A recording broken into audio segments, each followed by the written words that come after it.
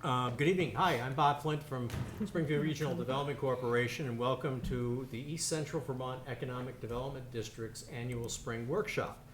The East Central Vermont Economic Development District, which rolls off the tongue, is a partnership between the regional planning commissions and regional development corporations in this region, as well as to our north. So the four partners are Springfield Regional Development Corporation, the Mount Escutney Regional Commission, Green Mountain Economic Development Corporation, and Two Rivers Ottaquechee Regional Commission. So we do a lot of work in our areas every year, funded by the EDA, and we also hold public events like this annually to talk about issues of importance to our collective regions and or for the district.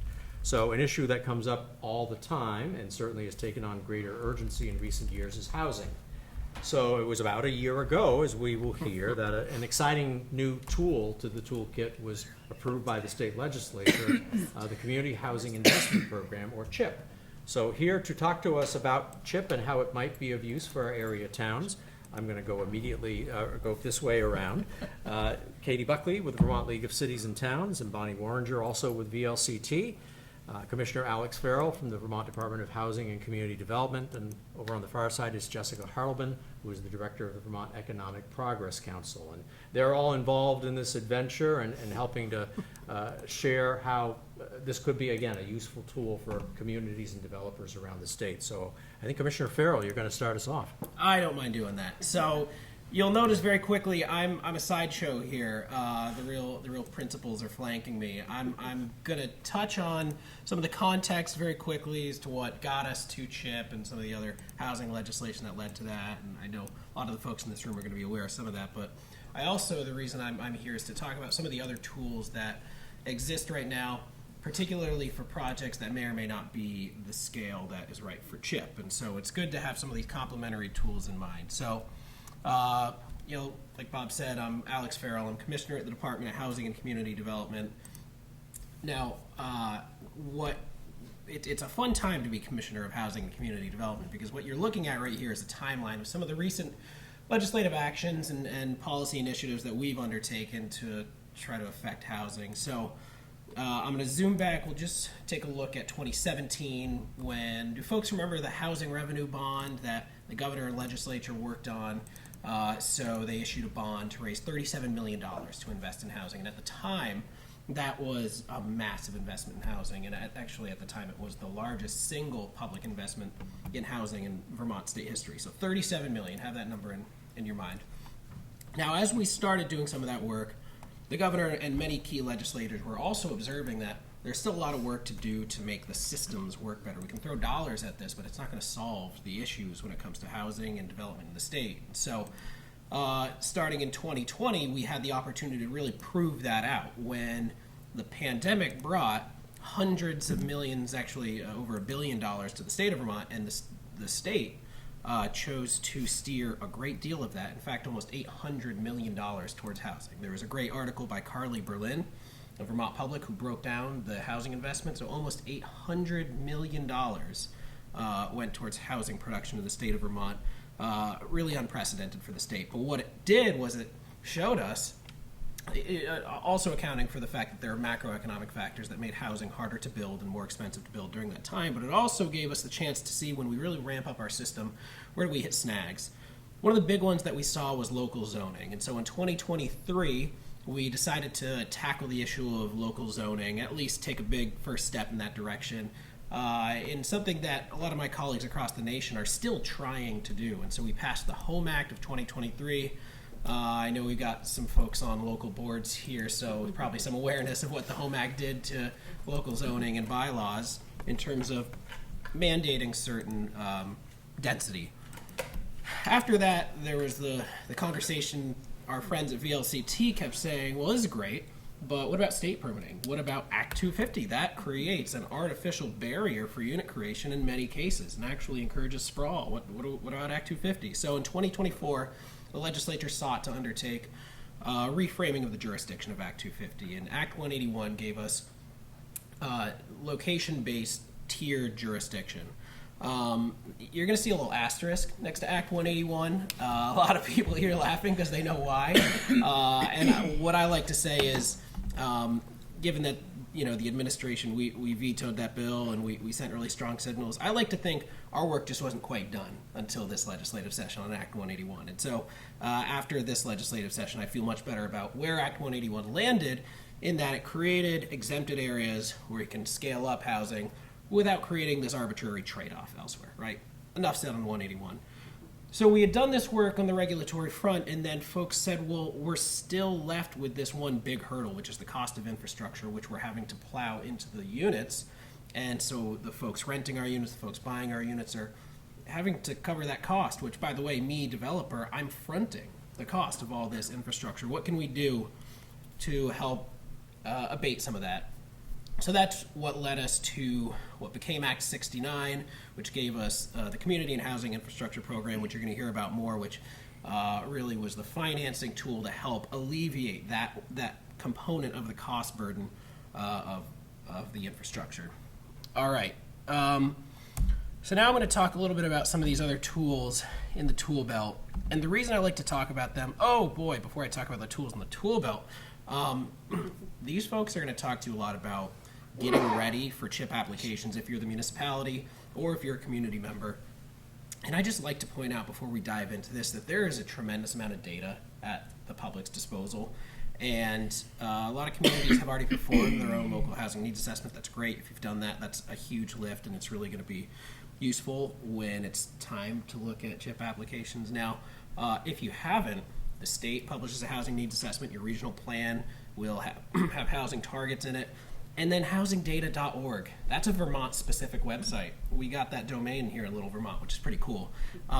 Everything you'll see in the Vermont Housing Needs Assessment that my department publishes, and everything you could see in any housing target document that we publish, you will find that and more in housingdata.org. And you can filter it to your region. You can filter it, in most cases, to your town. So that's really useful data that I encourage, whether you're a builder, a developer, municipal official, use housingdata.org.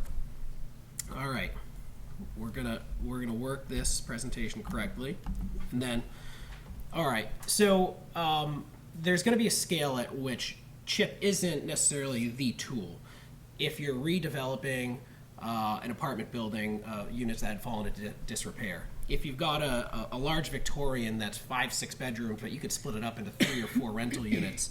If you're building an ADU, it's not going to make sense to go towards CHIP, but the Vermont Housing Improvement Program can target exactly that for grants of up to $50,000 per unit with, I think, fairly reasonable strings attached to that.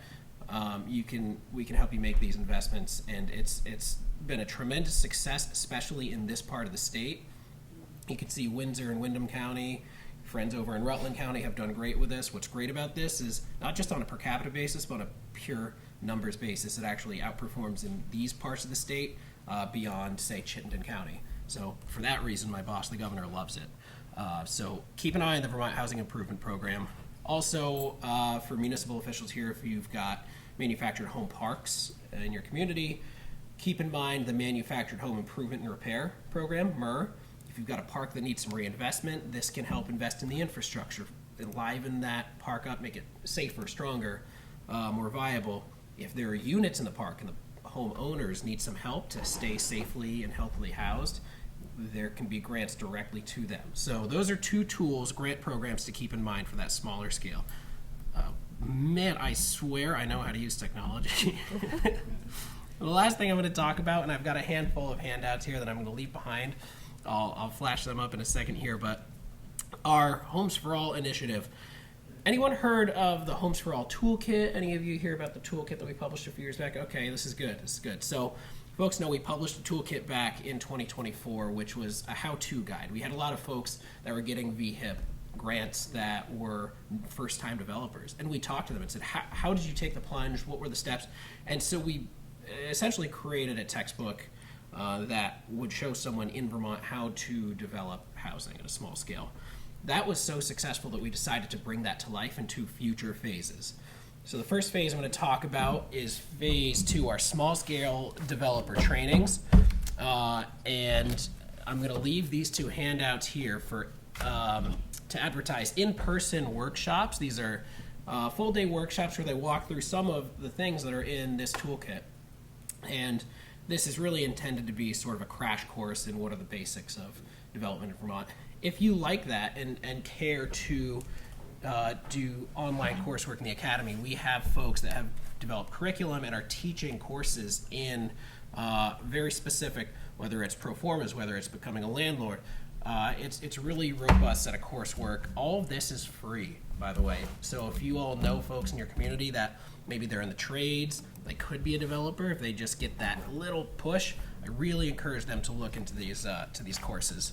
So that's phase 2. So then phase 3, you can see here, is we're trying to give pathways for these folks. Once they decide they want to move forward and become a small-scale developer, how can we alleviate some of the local zoning or the regulatory pressures? And so we are developing a catalog of 10 home designs, construction plans, schematics, that will be in what we're calling the Vermont vernacular. So the architects intentionally went around the entire state, took samples of different existing historic designs so that these designs will blend in Vermont.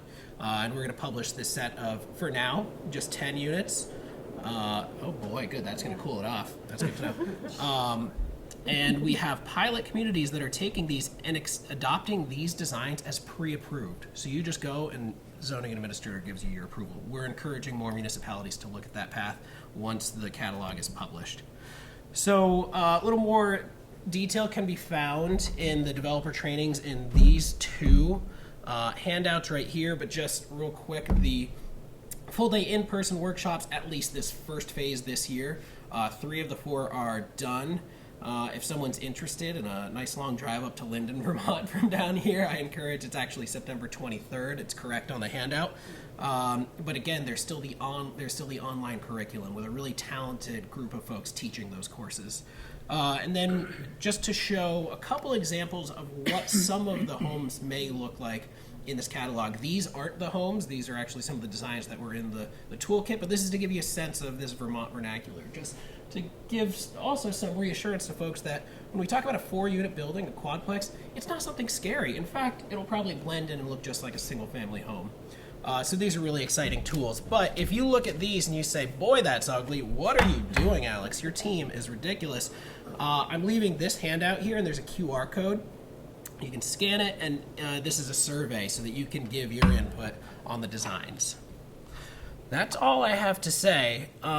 Now, one thing I take really seriously is reversing the state's demographic crisis, and to do that, I'm having children. And so I'm going to be taking off to head north to put one of those little guys to sleep. Normally we do questions at the end, but if there's any question on any of these, I'd be happy to entertain any of that right now. But contact information is here. These folks know how to get a hold of me. Are your handouts online? Handouts are online. Yes. accd.vermont.gov. Thank you. Okay. Appreciate you coming down. Thanks. Thanks, everybody. All right. Drive safe. And applause. Wow. So, I think Jessica's going to talk next. So Jessica, as I said, is head of the Vermont Economic Progress Council, or VEPC as we know it. VEPC has a couple of roles in government. One is to approve the Vermont Employment Growth Incentive, which is the main incentive program for businesses that are new to the state or are growing, and also to oversee tax increment financing. I would call CHIP basically a mini version of, and project-specific version of a TIF program. So have I bought enough time for you to get the tech hooked up? Yeah, let me, actually now I need to put on my readers because I'm at that Okay. point where I can't see unless I have to put glasses on. But, so anyway, Jessica will explain more about the CHIP program, the mechanics of it, and what role the Vermont Economic Progress Council plays in that, as well as what her and Ellie do as staff. And I tried to talk slow. It's all good. It's all good. Enunciate. I just need to do one quick thing. You'll have to, yeah. There it is. Okay, perfect, yeah. All right, so we're gonna switch over and I'm gonna have a cord resting on me. So thanks for that Yeah. introduction and those comments.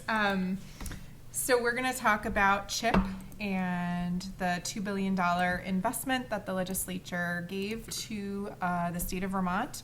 Over the next 10 years, we have $200 million to spend each year.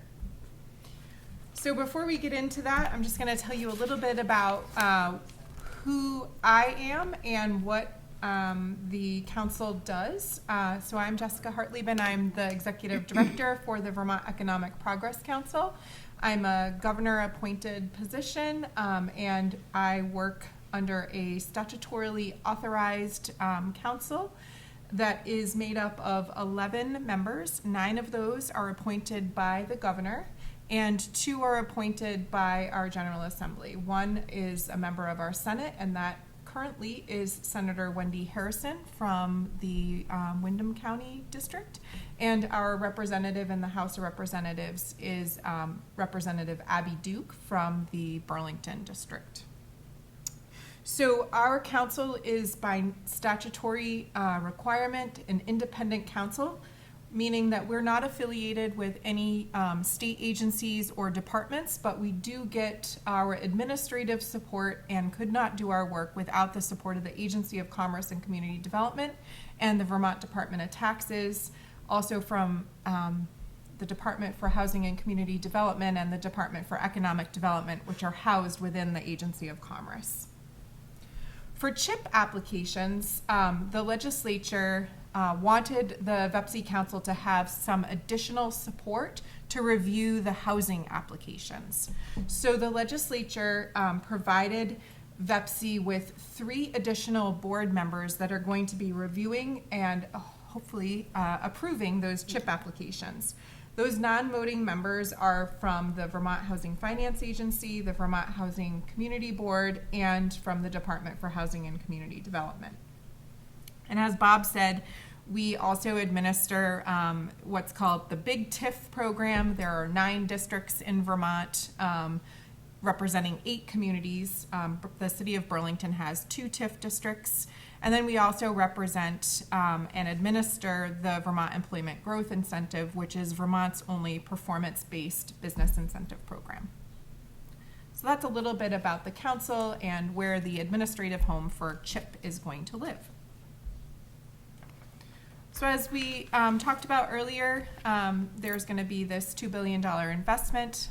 The program actually launched on January 30th of 2026, and applications are now accepted on a rolling basis. You will find the application on our portal, and the links are behind me, and we will definitely be sharing these out after the presentation today. So now we're going to get into the nuts and bolts about what tax increment finance is. And before I do that, I'm just going to ask some questions about maybe what you know or don't know about tax increment finance. So how many of you have ever heard the term tax increment financing? Okay, that's great. Better than most. And so based on that, have any of you had experience specifically working with tax increment financing districts? So marginally, right? And have any of you ever used tax increment finance in your professional capacity? Okay, so you're in the right place. So we're going to talk about how to use CHIP as a financing tool and just what exactly is tax increment financing. So this fun chart, which is for illustrative purposes only, and I will say that I am not an economist. We have one of those that helps the VEPC Council, and I'm definitely not an artist. So please take this for illustrative purposes only. This is going to help us start the conversation about what tax increment finance is. Most importantly, and what I want all of you to take away, is that tax increment financing is not a state grant program. And it's also not a state subsidy. We're not going to give you money just for applying. And even if the council approves your application, you're not necessarily going to get money. That's really important to understand when you're using tax increment financing. It is purely a financing tool that provides you the opportunity to receive funds in the future. So with that caveat, I'll now explain.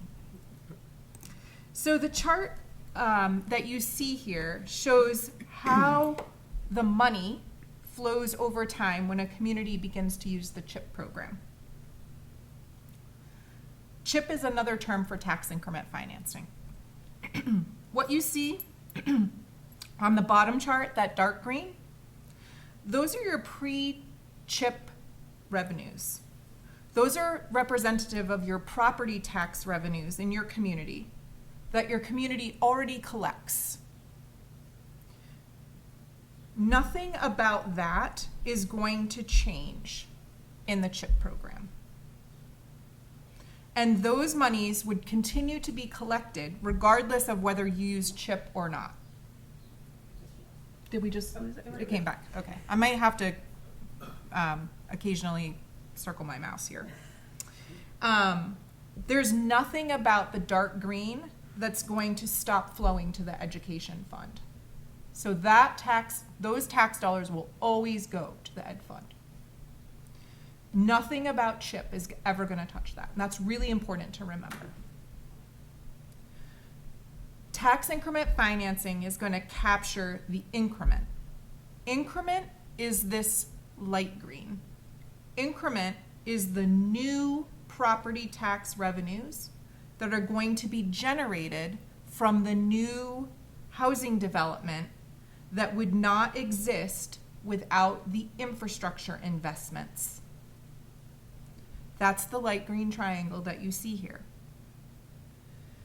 It's the new revenue that that light green triangle creates that's going to repay your infrastructure debt.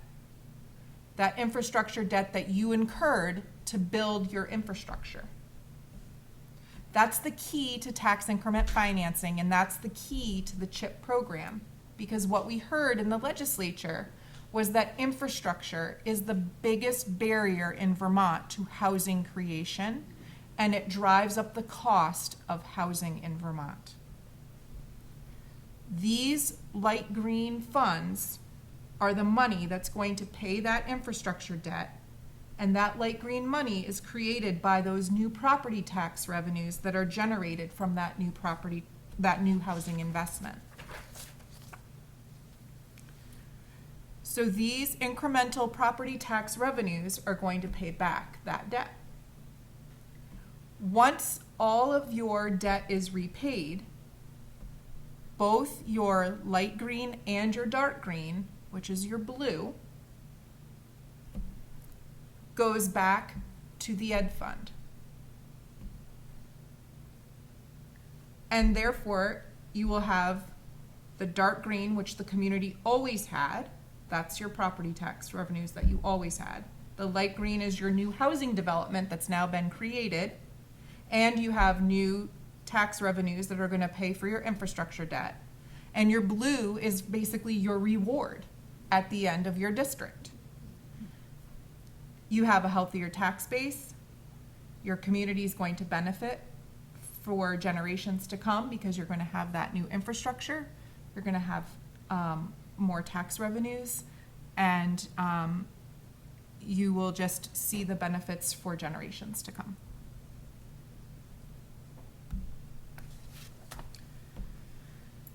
So again, I'm going to present to you a lot of data. If you have questions, please reach out to us. And we also have our guidelines. This table is on the guidelines. We encourage you to look at it. It is a lot of information.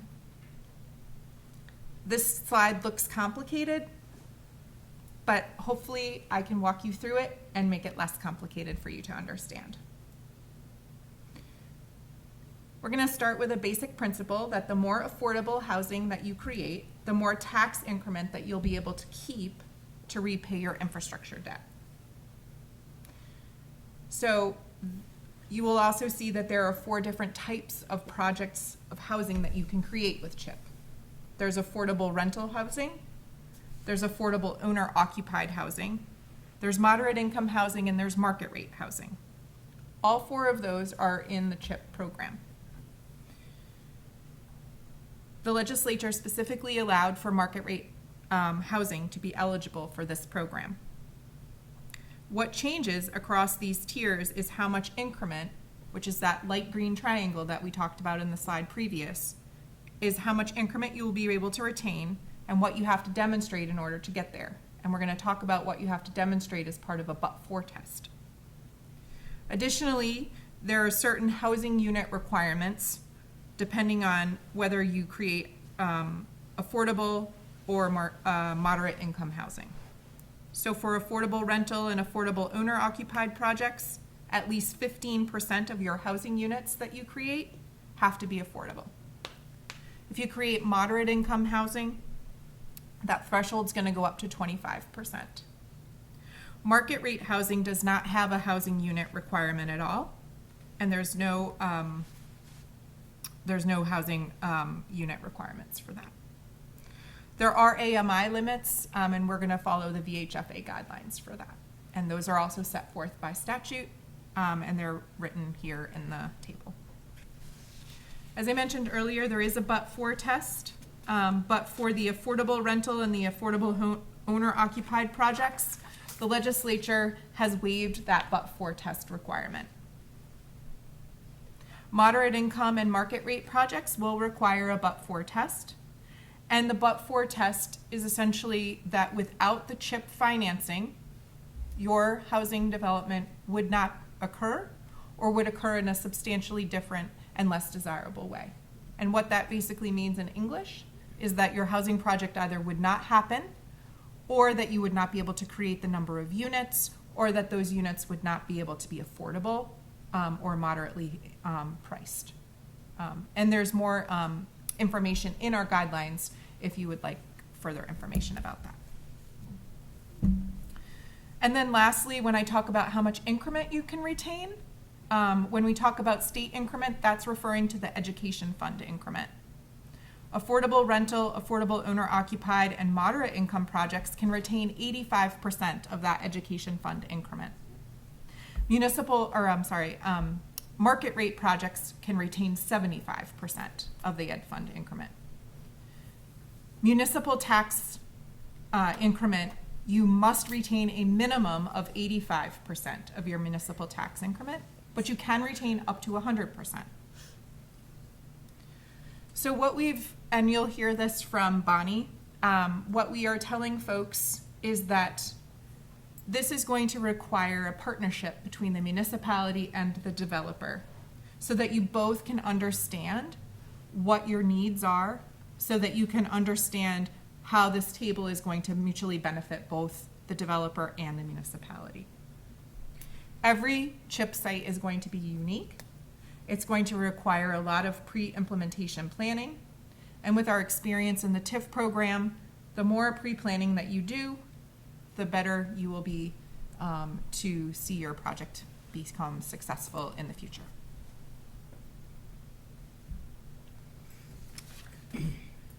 So this at a high level is how the CHIP process will make its way through over time. And the wording at the top is the purpose that the legislature wanted to create for this program. So the purpose is to encourage the development of new primary residences for households of low and moderate incomes across both rural and urban areas through all of the Vermont counties that would not be created but for these infrastructure improvements. And that was really something that the legislature was focused on, that this program would be available to every Vermont community, whether you were a city of Burlington or a small community like Windsor. So what we are suggesting, if you are a municipality, is that you start with your why. Why are you wanting to use this program? What is the infrastructure barrier that is preventing you from creating housing in your community? Oops. Getting a little ahead of ourselves here. You don't have to have a developer under contract to start the process. You just need to have that clear sense of what your housing community's needs are, and that's your foundation. The interest form, which is sort of not on this because the slide was created prior to the interest form being created, is step one. We encourage you to go online. You'll see a pre-application interest form. You'll fill out that interest form. It's not a formal filing. It's merely just your way of helping us help you decide what it is that you need. If the honest answer is, we're at the beginning of this process and we need to help figuring out our next step, that's great. We'll probably send you to Bonnie. And she's available to help you.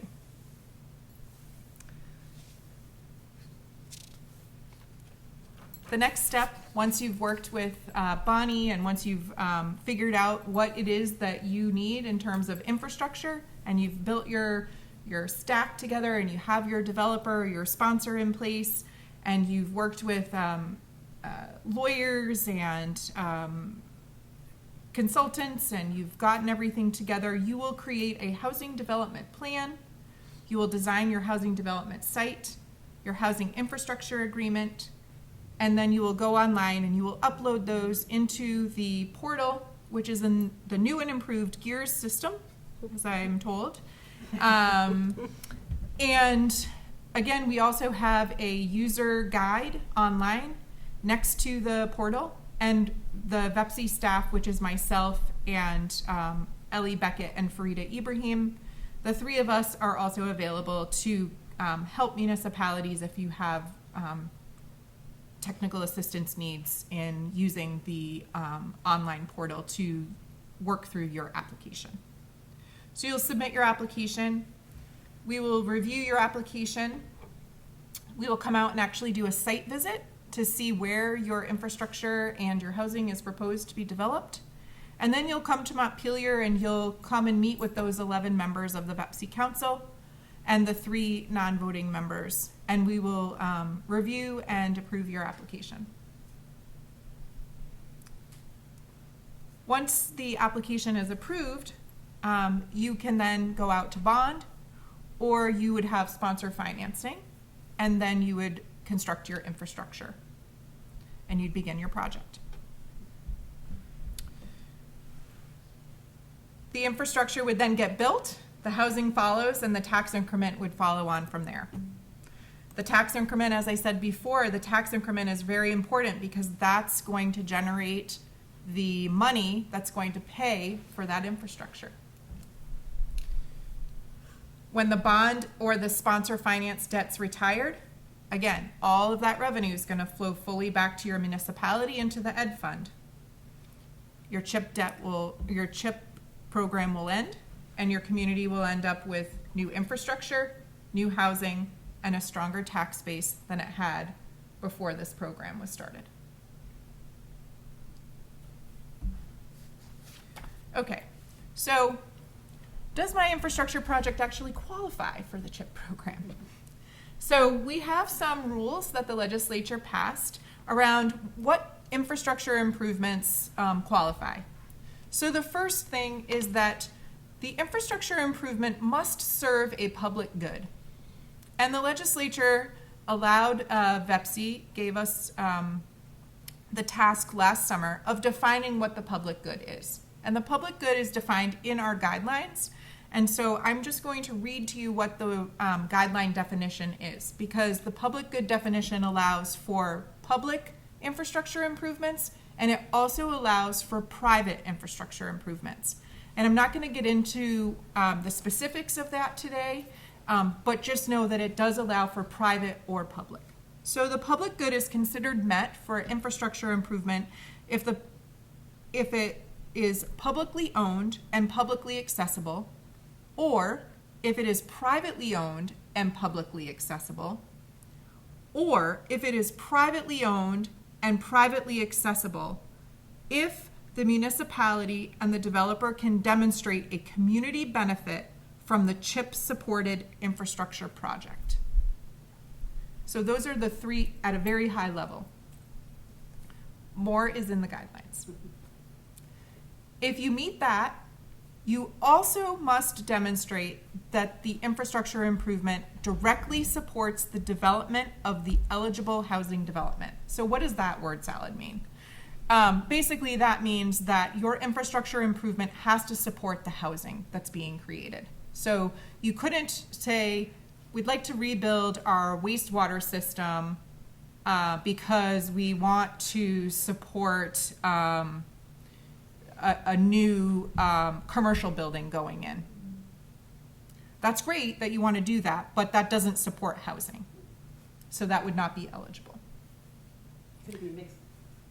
We'll get to that. Sorry. If it's solely doing commercial, the answer is no. Additionally, the infrastructure improvements must result in new or rehabilitated housing developments where at least 60% of the floor area of the projected housing development is dedicated to primary housing. Again, word salad, right? What does that mean in English? In English, that basically means if you have a 1,000 square foot building, 600 square feet of that building must be housing. 1,000 feet of that building has to be always used for primary housing. If you're going to use 400 square feet of that commercial, you can use 400 for commercial, but it can't be used for second homes. If you can't meet that, so say for example, this lovely building, you wanted to convert this lovely building into housing, but there was not the ability for this lovely building, for 60% of this lovely building to be turned into housing. Say for example, only 30% of this building could be used for housing. But the town really needed some community space or wanted to use it for a daycare. The legislature gave us an off-ramp to say, if the project meets the purpose of the program, meaning that maybe you're meeting your housing targets for your town, or it's meeting the needs. As I said before, there's that North Star that we have that talks about the purpose of the program. FEPC has the authority to override and make that determination. So the municipality would just need to explain that in their application. So just of note, we talked about this, if the project is not affordable, it has to meet a but-for test. As I said, while the CHIP debt is being repaid, all units of housing must be for primary residences, and applications will be accepted until December 31st, 2035 on a rolling basis. So what types of infrastructure is eligible? So eligible infrastructure improvements, we have a laundry list of them in our guidelines. We strongly encourage you to read the guidelines and then go back and read them again. But just at a high level, water, wastewater, stormwater, transportation, streetscape projects, utilities and energy projects, site preparation, and then related costs are also included. Things that are not eligible include annual municipal operating costs, public transportation operating costs, annual maintenance or repair costs, purchase of vehicles, or interior furnishings. I'm not going to get into the specifics of an infrastructure agreement today, but it is very important that municipalities understand that this infrastructure agreement is really the core of what is going to be included in your CHIP project, because it's going to include all of the nuts and bolts. It's basically going to determine who's doing what, when, and who's going to be responsible if things don't go as planned. It's a legally binding agreement between the municipality and the sponsor and the developer that's going to define all of those very important terms so that everyone is on the same page and everyone understands what's expected of them when things go right and when there are challenges.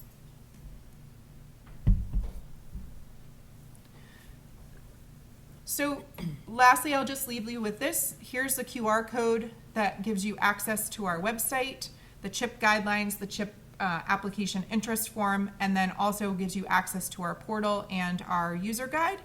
And then also, because we receive this administrative support from the Department for Economic Development, we do provide updates to the Economic Development Department about what's going on with the CHIP program. So we would encourage you to sign up to make sure that you're receiving their monthly newsletter so that you can stay informed. And lastly, I'll just leave you, this is our contact information, so feel free to reach out to us at any time. We also have a dedicated CHIP mailbox, accd.chip@vermont.gov. If you have any questions about the CHIP program or about the guidelines or about how to access the portal or questions about using the portal. Fine. Thank you, Jessica. We'll take questions at the end. So while we're transitioning to tech, a couple of comments. So I know it's acronym soup, right? And a lot of word salads, as Jessica said. But why this is a cool program from our perspective, unlike, say, big scale TIF, which does make sense but is even wonkier than this, is A, it's for a specific piece of property or a specific project. Secondly, depending on the type of project, you can avoid the but-for test. There still is a but-for test, but you can avoid it depending on the nature of the project. And thirdly, and Jessica didn't really talk about this specifically, depending on the arrangement between the developer and the municipality, there may not need to be a public vote. So if the municipality is holding the debt, there's a public townwide vote. If the developer is holding the debt, it's a select board vote. That, to me, in my world, is a key distinction. I guess lastly for me, this is not a panacea, right? This isn't going to magically create tons of housing in Vermont by itself. It is a tool, and it is a piece of a bigger puzzle. But it's a really important tool and potentially a significant tool, but it is a tool. Not happy? I'm still spinning. It says weak or no signal. Well, let's see. Excuse me, Katie. I'm wondering if it's gonna need me to reboot in order to take. Your screen should be connected though anyway, I know. but I'm irrespective of the spinny thing. Have you got it on a flash drive? Can I put it on a flash drive I and don't. run it Do mine? you have? I have Is it from yesterday? spinning. Yes. I have it from It's the yesterday. same. Is it the same one? Well, the date's different. That's okay. I have it. I was gonna say, do you want me to email it to Here. Jess? No, I have it. We did Okay. that yesterday when the same. I have a thumb drive in my bag. We could use my I have I computer. could go to SharePoint from my phone and do it. I got it. Okay.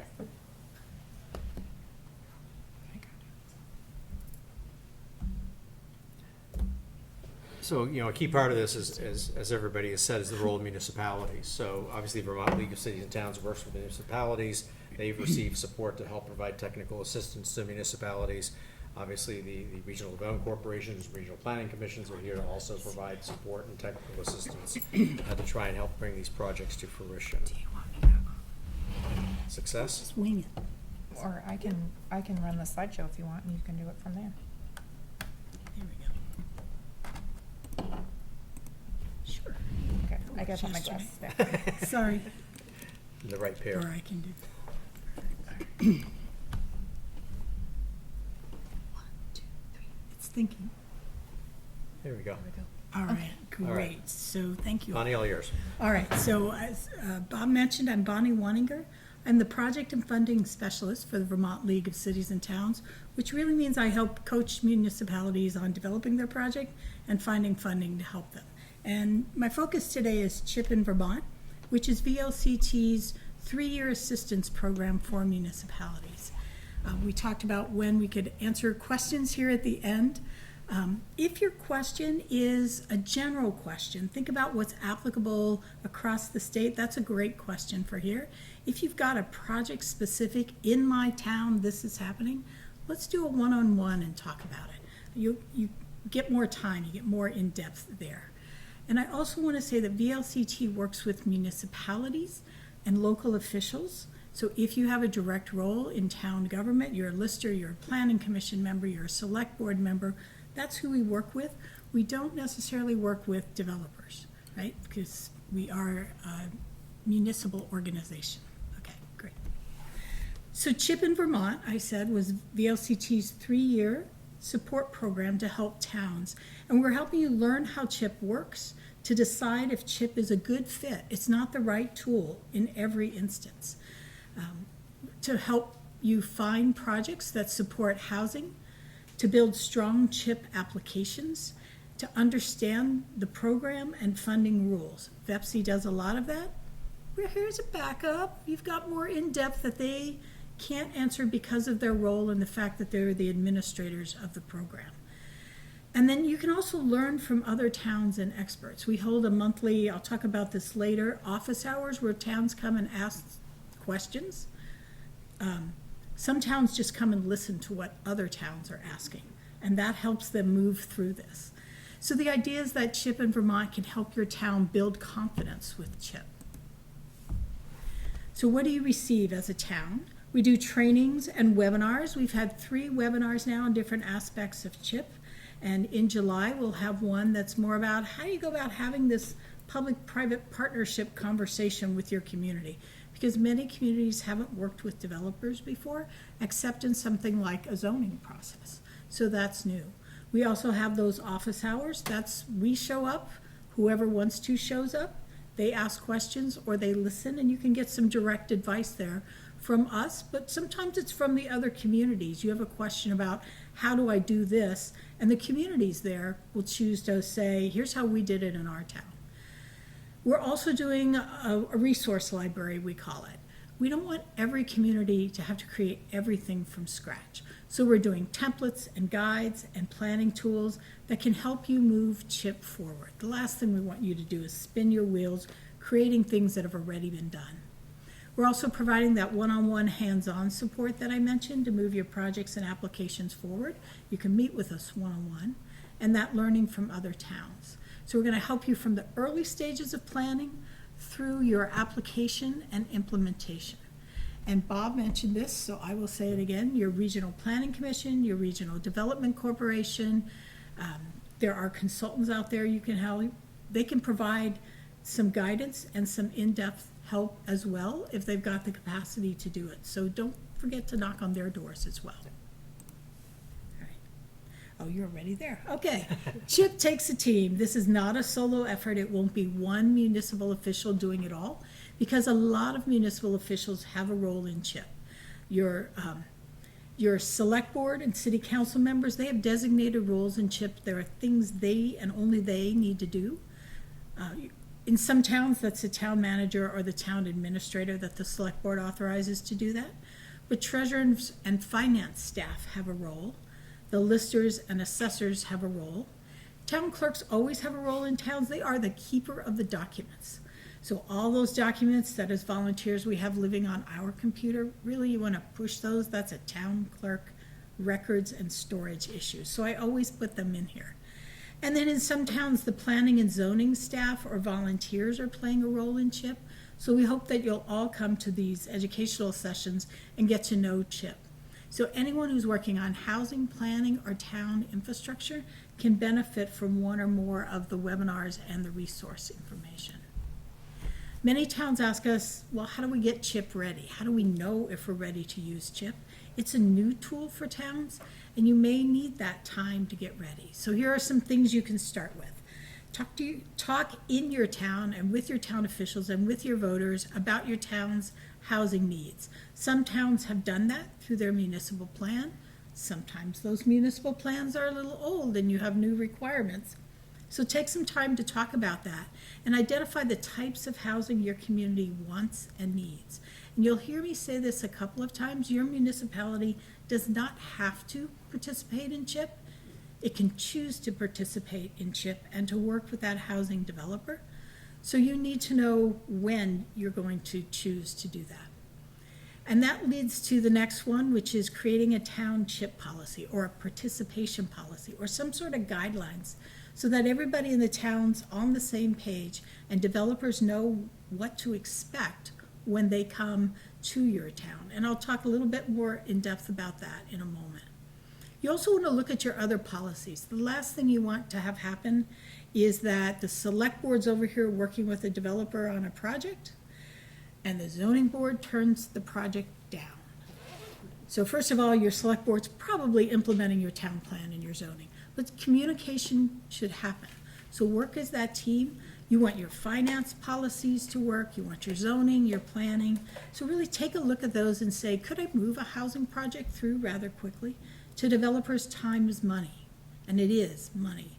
And so they're going to want to go quickly. Is your town ready to move quickly when that happens? You have the time now to put that together. You also want to work with, I say developers, but in many of our rural communities, that's really your local builders. Who's the ones doing the housing in your town? Get to know them and help them understand CHIP. It's a financing tool, and they may not have worked with public financing before. It has some unique aspects, like transparency and some strings they want to know about. So help them get to know that and get to know what it might be like to move a project through the town publicly. That is not a zoning process, all right? That's CHIP. Take CHIP. You also want to help your voters, your residents, your businesses understand CHIP, because tax increment financing, remember that great diagram that Jess has?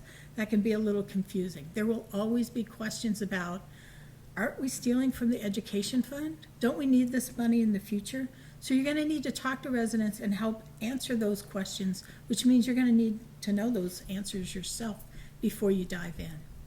You need to build community support early in CHIP, not wait until there's a project in front of you.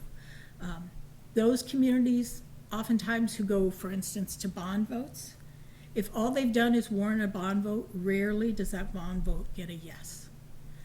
Usually they've done talking about what is this project, what does it mean, why do we need it? The same is true for CHIP. Help them understand that.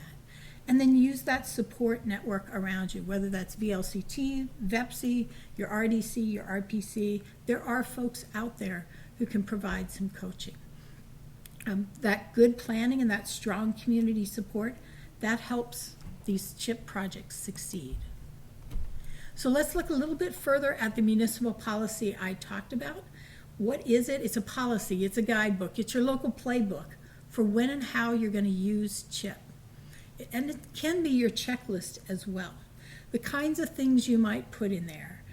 Most policies have purpose and guiding principles, which is really about why are we using CHIP and what do we really want out of it. If you as a municipality are going to invest in this project, the infrastructure for it, to get that housing on the ground, what are the outcomes your town needs? And are they the same or different than what you've got documented in things like your town plan? So even if you're not expecting this horde of developers to knock on your door, think about developing that project, policy in advance, because that's where you're having the conversation you're going to need to have so that that developer doesn't just sit there waiting for you to have them over the course of a year. So it defines the town's goals. It establishes some requirements, so conditions projects must meet. There are the VEPSI guidelines, but does your town have other things it needs met? Does it have other goals? And again, next slide, we'll talk a little bit more about that. You also want to set expectations for developers and let them know what can they expect if they start talking to the town. So for instance, what are the information the town needs? Probably the things VEPSI needs, but is there something else beyond the application? Are there particular standards your town has? And I'm thinking about some towns have road standards that private developments must meet. How will your town evaluate that financial need to know whether CHIP is really needed for this project? Or what kind of infrastructure is eligible? So VEPSI just talked about that big list of infrastructure. Your town may say, well, that's great, but here's what we need in our town most critically for housing, and we're going to limit it to that. Those are the kinds of things you want to think about in advance. You also want to think about your municipal participation and how you protect the town's fiscal health. So for instance, how much that 85 to 100%, is the town going to do the same thing for every project? Or will it do something different depending on how well that project meets the town goals? So how much increment, how much future tax revenue is the town willing to pledge? And when is it appropriate to take municipal debt versus asking the developer to do something that's called pay-as-you-go? They take the debt and they get reimbursed later. And there are times, one community talked to us, they need to extend the municipal sewer, and they had a conversation, should we, the municipality, do that, Or should we ask the developer to do that and then deed it to us afterwards? Those are the kinds of conversations you may want to have. And then there are different kinds of safeguards you might want to put in place. Housing projects that are phased sometimes work a little differently in how they generate new tax revenue and how soon they do that. Or you might want certain kinds of guarantees, or you may even want to think about putting an annual cap, for instance, on reimbursement. The legislature has said 200 million a year. Yeah. First time I've gotten that number 100% on the dot. I always say 2 million. 200 million. If your municipality looks to the future and says, what are our capital needs? Do we need a wastewater treatment plant upgrade? Do we have particular big road projects coming along? Or other purchases in the next 20 years? On one hand, you wouldn't have had this new tax increment during that period if the project didn't exist, right? That's that green bar, the darker green one. But in that lighter green, do you need to reserve some of that? Maybe you want to stay at the 85% end because you're going to need some of that new revenue to pay those costs. There's not a right answer there. It's the answer that's right for your municipality. And then the application and review process. What happens when a developer comes to you? What should they expect? How do they submit? How is the town going to review it? Are there fees involved? So when the town submits its application, its CHIP application, VEPSI will hire some consultants to do the fiscal review. Yep, our economist. The economist does the fiscal review, and that gets charged back to the municipality, that cost. Does the municipality want to pass that to the developer? What about town staff time? Are you going to try and recoup that as an eligible cost for CHIP? Are you going to ask the developer to pay a fee? These things aren't addressed in the legislation. Your town might want to think about that, as well as timeframes for review. Again, I caution everyone, when you think about all those costs and lumping them on the developer project, if that means the developer project, even with CHIP, isn't, doesn't pencil out right, it's not fiscally, it's not financially feasible, you're left with no project. And you're left with no increases in tax revenue to help you pay in the future. So think about what should go to the developer and what you need to go there and what the municipality might absorb as a cost or a future CHIP reimbursement that it wants to do. The more we heap on projects, the less likely we are to see the financial benefits from it for the town in that tax revenue.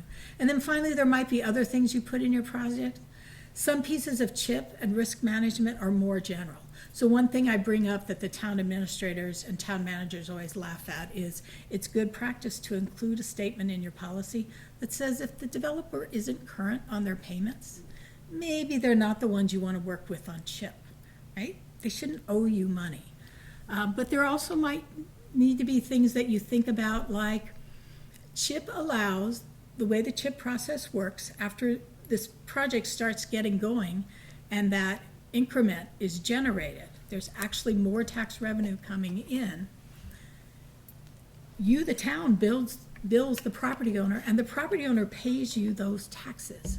And then based on percentages and other things, you keep a portion of that revenue and put it in a, Tax increment finance fund.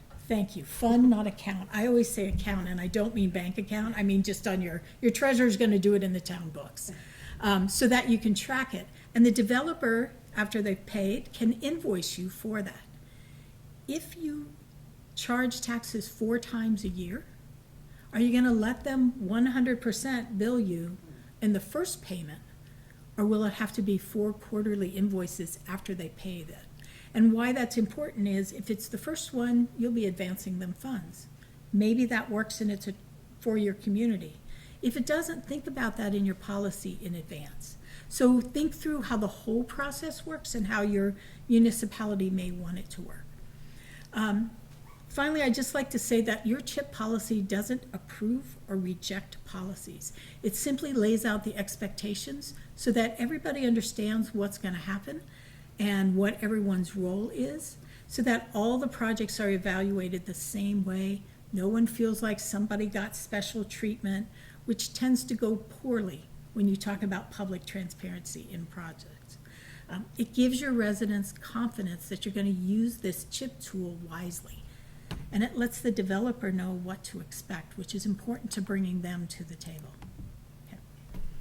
I talked a little bit, I'm just about done here, about 3 more slides, about the policy and evaluating projects. Some things your town can think about. The housing benefit. What kinds of housing outcomes is your town looking for? Do you need affordable? Some towns need market rate housing. Do you need a mix? Do you need it in your village area? You can choose to define the number of homes, the level of affordability, the type of unit mix, or you just might want to have conversations about that.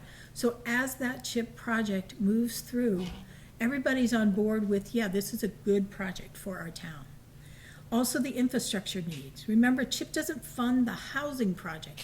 CHIP funds the infrastructure that helps that housing project happen. So are there particular infrastructure needs in your town? And beyond that legislative requirement, what's eligible? When is CHIP necessary in your town?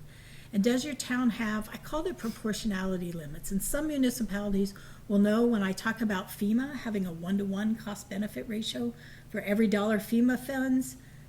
When you do a mitigation project with them, they want $1 of benefit, which means somehow your costs went down in the future. Does your municipality want to think of CHIP that way? If we're going to invest $1 of future tax revenue, we want to make sure there's $2 of benefits in the future, 1 to pay back the debt and 1 for the municipality to keep. There's no right answer there, but it's things for you to think about. We talked a little bit about location, what may be a location priorities for you, financial responsibility. So what are the safeguards you need to protect your taxpayer? Is there a minimum private investment in their project? When they develop those increment projections they might give you to say this is a good project, those should be conservative, not highly aspirational that don't come to be realized. What's the worst case scenario? And if your project works for that worst case scenario, it'll work for the best case scenario too. And then the phasing and risk management I talked about earlier. And then some communities have different kinds of priorities. Some say, I'm going to do strategic redevelopment brownfield sites or historic buildings. Those are my priorities. And I might rank those projects higher. Developer needs to know that in advance. And then there are other things. Some towns like green stormwater. But you need to think about what your town wants and needs from CHIP. So that when those projects come or when you go recruit them, you're ready to go. And again, whether you're just doing a bulleted outline or a full-fledged policy, it just creates the good expectations for everyone. I've got 3 left. Sorry about that. What people should know about CHIP. When you talk to people, CHIP, we've talked about TIF, tax increment financing, and in Vermont, we know that as Burlington and South Burlington and those big places, right? CHIP is called a site-specific tax increment financing. You're not drawing a district, you're drawing a property, and we're investing in one property or 2 properties or 3 properties into the future. Most states across the U.S. use this kind of financing, both TIF and the project-specific TIF. So it's not new. Vermont does it a little differently. We like doing that. That's a good thing, right? We fit it to our needs. So towns can choose to use CHIP and where to use CHIP. CHIP doesn't raise property taxes. And if you were part of our webinar last week, where we did a program for listers and assessors, that was a question. Part of that was, how do you calculate the tax rate with a CHIP project? And people said, wait a minute, the tax rate just went up. And if you didn't take out the CHIP tax increment, you would actually be not recovering your costs. And I'll leave it at that. What you need to remember is CHIP does not raise property taxes. And then CHIP also doesn't use state budget money. You heard Jess talked about this. It's not a grant, it's not a loan, it's tax increment financing. It's a different tool that designates a portion of future tax revenues to pay back the debt that's going into the infrastructure. I already said this part, CHIP pays for the infrastructure, not the housing. The developer's doing the housing cost. And new homes can grow new revenue over time. And that homes and infrastructure, help the whole community move forward. They take that tax base. If you have the same taxpayers every year, you know your municipal budget goes over time, right? It grows. Costs increase. The cost of equipment, the cost of gravel, the cost of staffing increase over time. If you have the same number of taxpayers, the same tax base, their taxes are going to go up over time. And I'm not saying over time they won't go up with CHIP.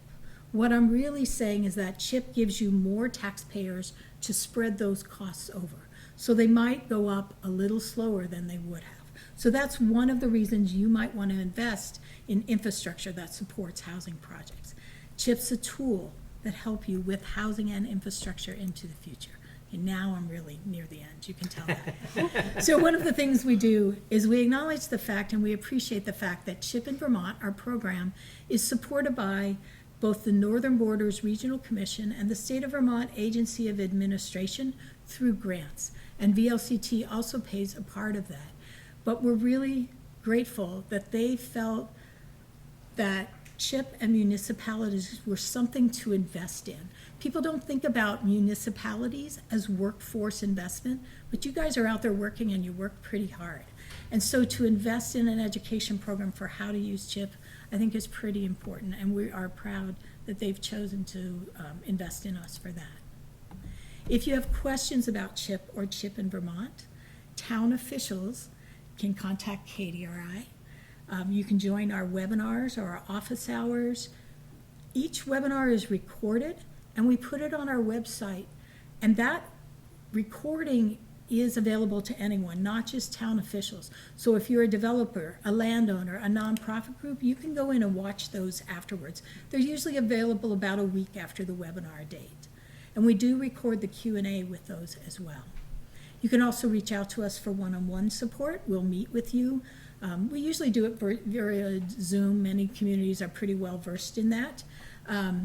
But we can talk with you about your project. And then finally, again, those tools and resources are on our website.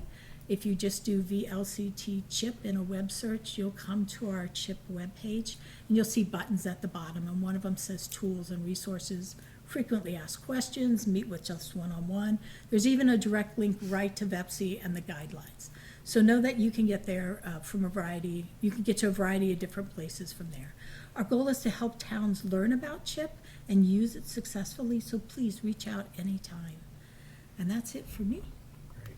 I just want to acknowledge, so think about this. Legislature adjourned, not say a year ago, basically. Right. So brand new program. Jessica's team built the program. They built the plane, and it's launched on January 1st. 30th. Whatever, close enough. January. We launched it in 8 months. So the point is, this is new.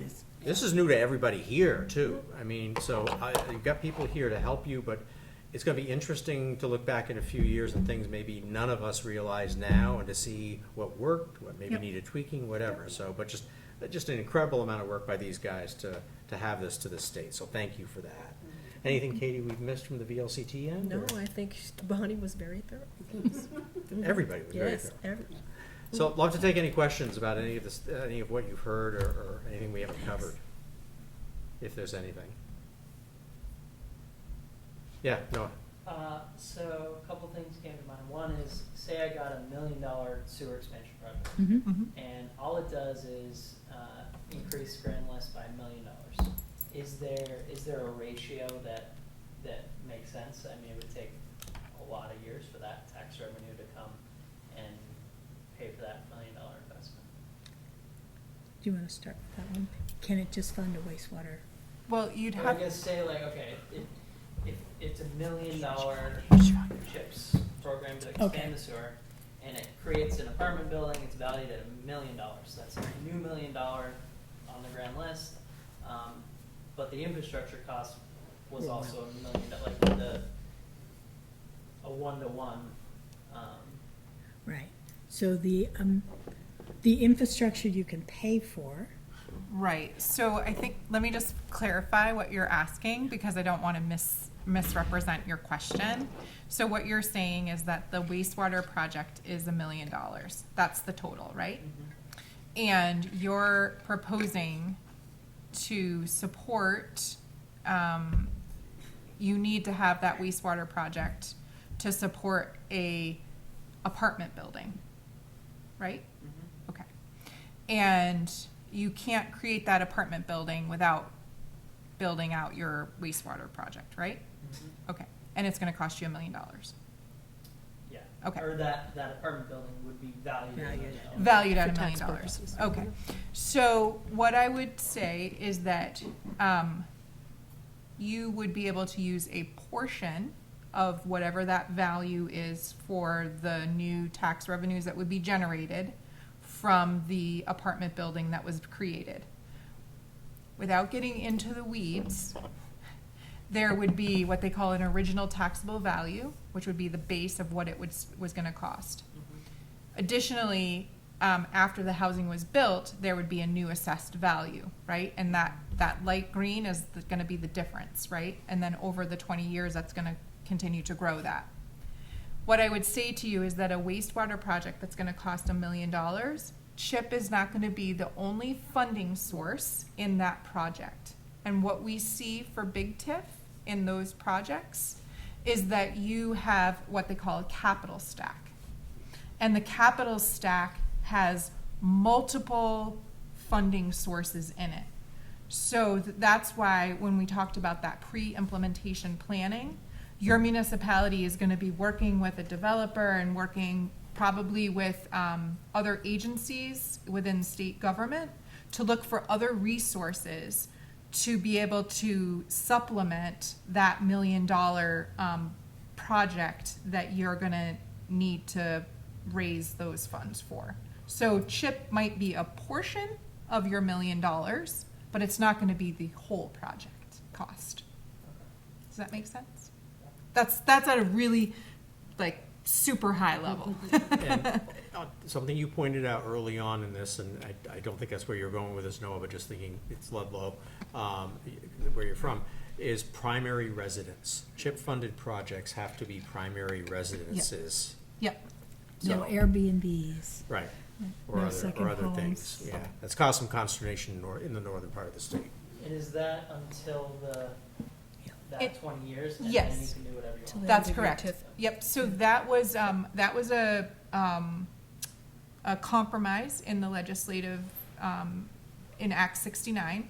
So, the compromise in the legislation was that for so long as the CHIP debt is being repaid, all 100% of the homes that are within that CHIP site have to be primary residences.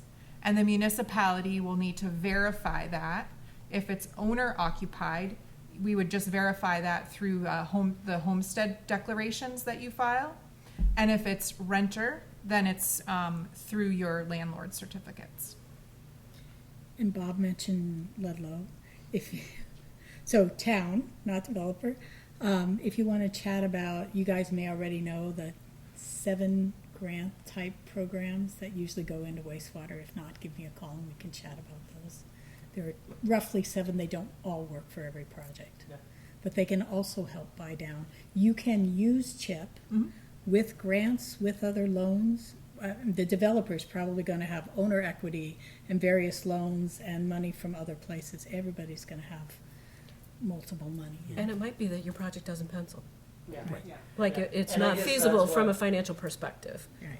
With that of, okay, you're gonna get $1 million in housing, and it costs you $1 million in the infrastructure, it probably, like, that doesn't. It might not work. Think about those percentage, remember the 75% and the 85%? Right there, you've already said if only 75% is available, you're not going to be able to pay back with just CHIP. And is your $1 million going to support other housing development in the future?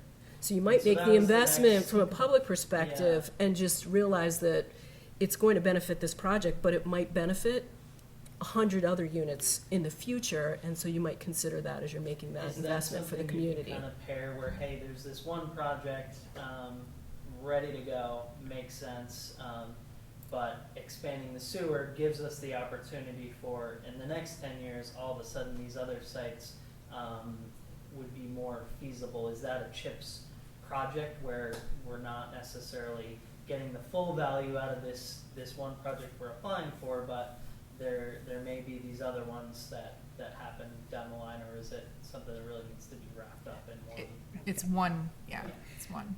But I will give you this, another community we've chatted with said, well, can I think about, let's say this sewer line I'm putting in, and I'm gonna use big round numbers, can accommodate 500 units more of housing, and I'm gonna go big because that's just easier to talk about, 500 units, but I'm only building 100 units right now. They talked about, can they take that cost and turn it into a per home cost and basically make it a fee that they apply in the future. And so if there's another CHIPS site that happens in the future, that fee is an eligible CHIP cost. The challenge is you need to charge it to everybody, and they may not all be CHIP sites. Connection fee. It's a connection fee, yeah. So you think about what works for your community. How do you best use CHIP as a strategy for achieving what your town is looking for to create that housing? Well, Does Big TIF have the same or similar housing type requirements that CHIP does? No, Okay. no.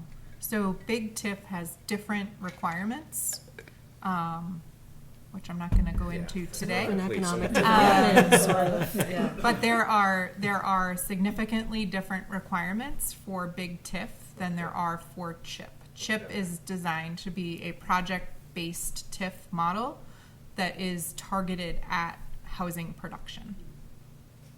Thank you. Donna? So that would work with what we've been talking about, Windsor Improvement Corporation. We just did this big building up here, apartment building. Right next to it, we own some land. We're looking at market value apartment building. And so this sounds like. Conceptually, CHIP could be a part of the funding stack, Yeah. depending on what we've got to put in for infrastructure and stuff like that, so, yeah. Right. With CHIP, you're trying to close a gap. Right. It's not your primary funding Right. source. Yeah. You're closing the gap in your We have a big project. gap. Yeah, I thought you did. Yeah, It sounded like it just from the basics. All right, anybody else?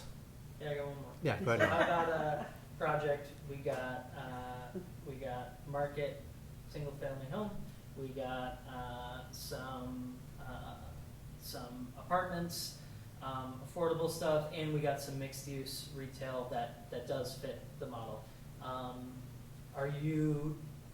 Is that gonna fall under the most restrictive, or I guess would it fall under, hey, whole project would be under market value, or does the project get kind of segmented out per piece? So I'm a lawyer, and I'm gonna give you the lawyer answer. Do you know what that's gonna be? I know. It depends. But, Yeah. I mean, not being an attorney, your experience may vary, is if a percentage of the overall project is affordable housing, that affects that chart that Yeah. she showed you earlier. So, you know, And with the commercial space, you have that 60% Yep. right. or meaningfully addresses. And it's Yeah. all And on that's the why the same answer site. is all it Yeah. depends. Yeah. Housing So let's development say, site. let's say you're redeveloping an old school. We could do it.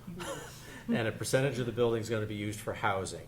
If it's 60%, life is good. If it's not 60%, you've gotta make an argument, but perhaps things like an auditorium and a gym aren't part of the square footage for housing. So anyways, they have the ability to analyze that, may or may not fly, but at least you have a chance of making the case. Well, I have an old school. I'm aware of that. And I'll tell you that one of the things that I love that VIPSI did, for TIF, there are rules with a capital R that Right. you must follow. With CHIP, there are guidelines to Right. meet the statutory intent, because we don't quite know what all these projects, there's not a track record That's a brilliant to do it.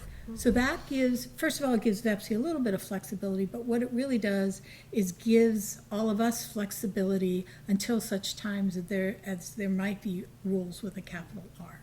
So the answers to all the questions aren't there.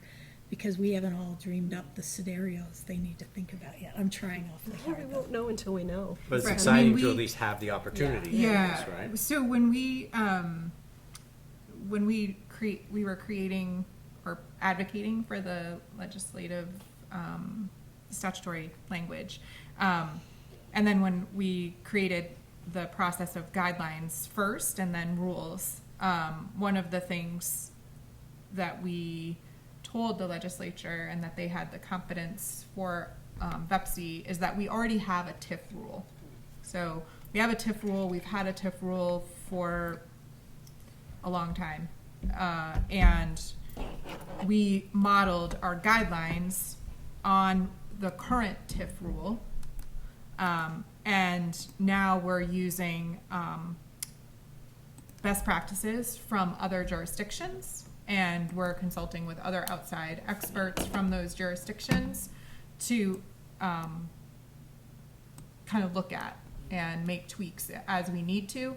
And in the guideline process, it's much easier to do that because we can do it through the council, that 11-member council, as opposed to going through the, as Bonnie says, the big R rulemaking process, which is a legislative process. So, you know, we're grateful for the opportunity that the legislature has given to us to have that flexibility, knowing that we're creating a novel concept here in Vermont, but it's not novel throughout the country. All right. I suspect our guests will stay for a few more minutes if you wanted to chat and ask questions, but appreciate everybody coming. Thanks for having us. So, and on behalf of the East Central Vermont Economic Development District, thank you for attending. Thank you for watching. Have a great night. Thank you.